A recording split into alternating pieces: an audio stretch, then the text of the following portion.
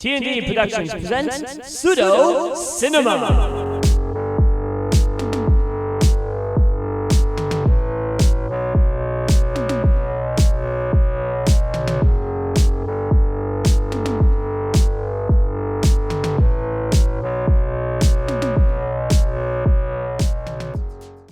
What are you trying to do? Scare me? You sound like my mother. We ain't known each other for a long time. I didn't say anything. What do you mean I sound like your mother? I don't believe in magic. A lot of superstitious hocus pocus. What are you talking about? I'm going after the find of incredible historical significance, and you're talking about the boogeyman. I think you are the boogeyman. It's the ship that made the Kessel Run in less than 12 parsecs. Parsecs? I've outrun Imperial starships, not local cruisers, mind you. I'm talking about the big Carillion Vips. Now, she's fast enough for you, old man? Oh, what are you talking about? We're about to do a... You know, replicants, like any other machine, are either a benefit or a hazard. What are you reading from? You betrayed Shiva. What's Shiva? Who's Shiva? Get off my plane. What are you talking about? Why did it have to be snakes? Snakes? Snakes on a plane? What are you talking about? We're doing Harrison Ford, right? Doing a Harrison Ford movie? Well, yes, actually, we are doing a Harrison Ford movie, but I don't think Harrison Ford was in that movie Snakes on a Plane. Welcome to Pseudo Cinema! I'm Danny. And I'm Peter. Welcome, everybody. So we have a Harrison Ford movie, but not the same Harrison Ford movie as Han Solo or Indiana Jones. Who's this Harrison Ford? Well, Harrison Ford's not in... Wait a minute. There is a Harrison Ford movie that we're doing. And Harrison Ford actually is the name of two different actors. Yeah. The one you might be familiar with from Star Wars and Air Force One. Indiana Jones. And then there's a Harrison Ford who was well known long before anybody had ever heard of Star Wars. A Harrison Ford of the silent era. So the film that we're doing today is an old, almost romantic war picture starring Marion Davies and Harrison Ford. Isn't W.C. Fields in it too? Actually, yes. It's W.C. Fields is in this film, and it's one of his early film roles. He's not being funny, is he? No, I'm not certain. I've only seen this film once before, but it's in a pretty serious film, actually. It's just a small role, but you have to look for it. Maybe they do comic relief back then, right? Oh yes, it might be for that. And this film is known by two titles: Janice Meredith, or The Beautiful Rebel. You're a rebel. Yes, it takes place during the Revolutionary War of the United States. Yes. So we'll see actors portraying General Washington, General Howe, and I believe Gage as well. Are you intrigued yet? I'm intrigued by this. Yeah, it sounds good. Sounds really good. This film came out in 1924. And if you're intrigued by any of this too, remember to hit the like button, share, and subscribe. We'll talk about that later. But right now, let's get to the movie. And on with the show. All right, the show. There it is. There we go. Beautiful Marion Davies wrote this. Yeah, she's known for. She's that. Are you familiar with William Randolph Hearst? Yeah. Yeah. Well, she's his flame. And in the movie Citizen Kane, was it the girl in Citizen Kane is based on her. His dad was a Civil War veteran. He was Han Solo.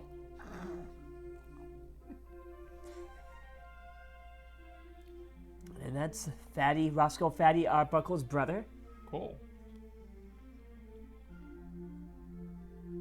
Najib Delabo. Hattie DeLaro. Delaro. She was on stage. A lot of these actors and actresses were stage actors and actresses as well. As I scratch my nose. Spencer Chatters, Squire Henyon. If you're watching on Patreon, thank you. Just want to put that out there. Susie the maid. What? I said Susie the maid. Mildred Arden. Okay.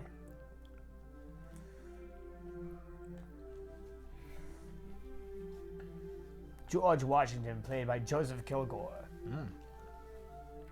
What a noble appearance. The Doctor was played by Larry Badgley. George Nash says Lord Howe. No, he's only Lord here, not General. W.C. Fields as a British sergeant.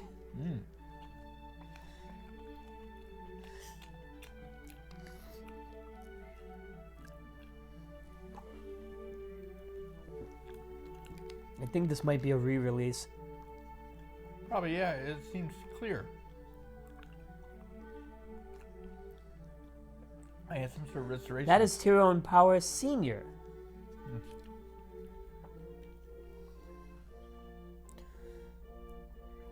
A lot of people in this. Marie de Bourbon, Antoinette. Princess. Mary Antoinette. Cool. And Marion Davies as Janice Meredith. oh, she also starred in it too, huh?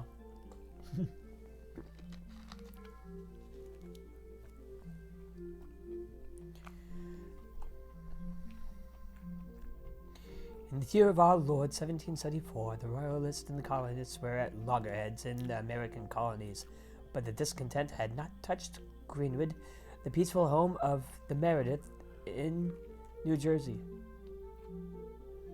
I think that ought to be the Merediths.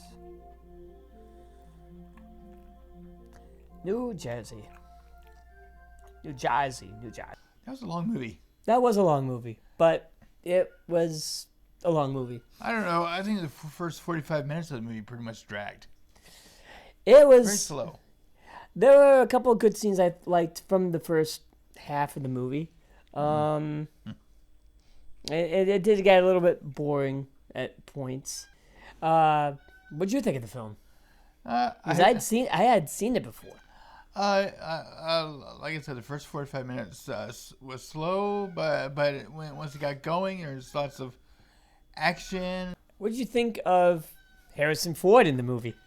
Yeah, hey, it's not Han Solo, that's for sure. He looked a little different, yeah. Yeah. So, wrong Harrison Ford, but he was a rebel. He was a rebel. And so was Janice Meredith, yeah. Oh, yeah. Much to her daddy's displeasure. Yeah. Her daddy was this classist. Is classist a word? Classist, yeah, I guess. Classist, yeah. He was quite a classist. But you did see a lot of that back then, didn't you? Yeah. Didn't people see that a lot? I mean, you're not gonna marry my daughter. You are a bond servant. So why did he sell himself into bondage? Was it to avoid to avoid his post? Because originally he was in the Royal Army. I thought it was. Yeah, he was given a mission to go undercover, and that's his best cover. Okay. Ed. What are you doing in that uniform? You spy as well as a bondservant? Oh, Janice. Silly Janice.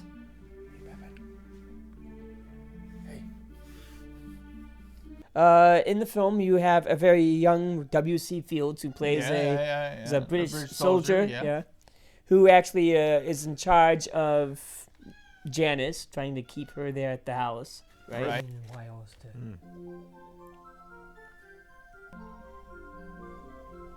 Aha, you look good, baby.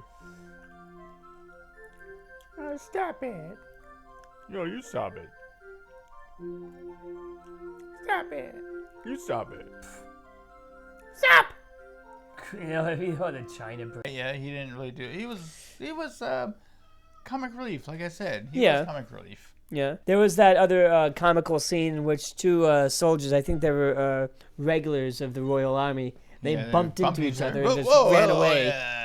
That was a little unsurprising. That was a little surprising. Unsurprising. I think Marion Davies was cast in the picture was that because she was so close to William Randolph Hearst at the time, and I think he knew the director. I'm not sure, but she got a lot of roles because of her beauty and her, I guess, onstage presence, and they made good use of it.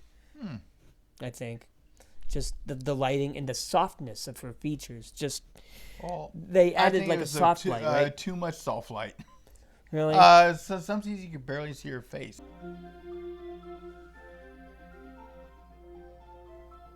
Oh, I'm a ghost. I have a right to glow white. Yeah. He's a spy. And she's a ghost.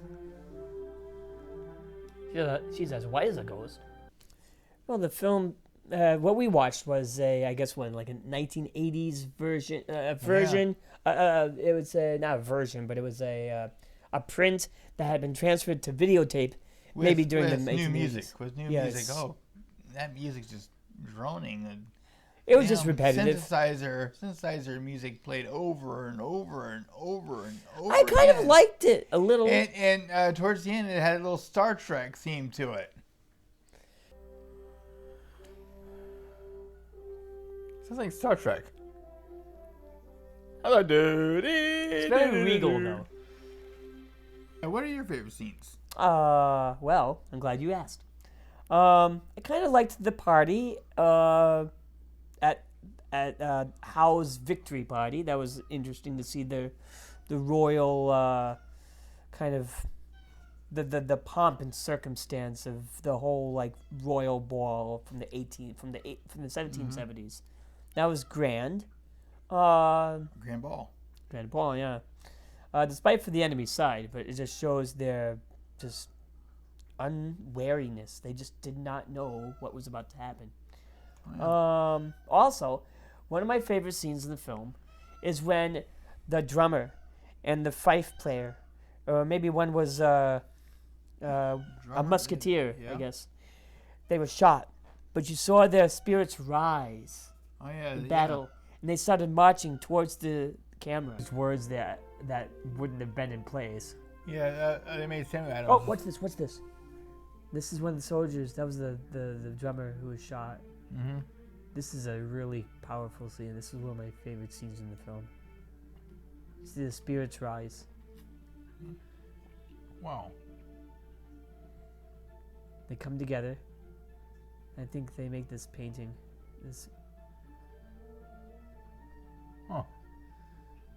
Then they blow up? They got shot, yeah. And they got... Boom. He blows up? They just fight through walk and march through the smoke.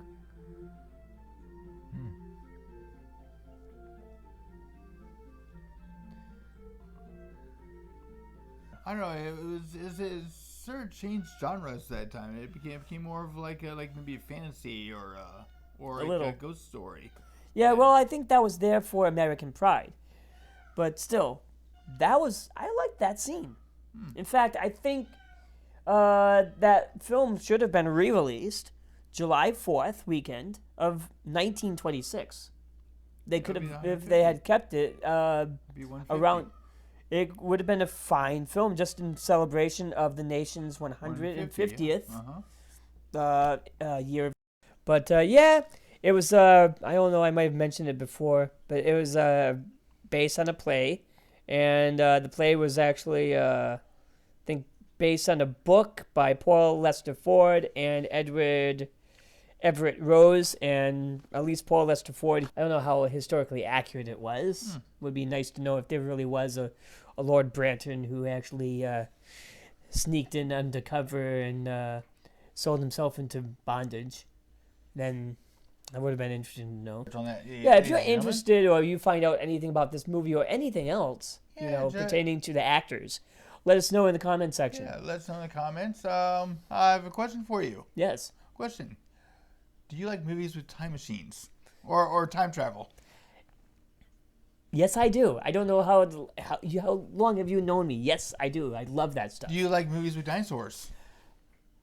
I could take him or leave him, but I mean, if the movie's well done with dinosaurs. Do you like movies with cyborg aliens? That's not necessarily, no. But time travel is always good. Okay, well, you're in for it because our next movie is going to be a I'm in time for travel. it. I'm in for it. Time travel movie. We're in for it. Time travel movie from time travel martial arts movie.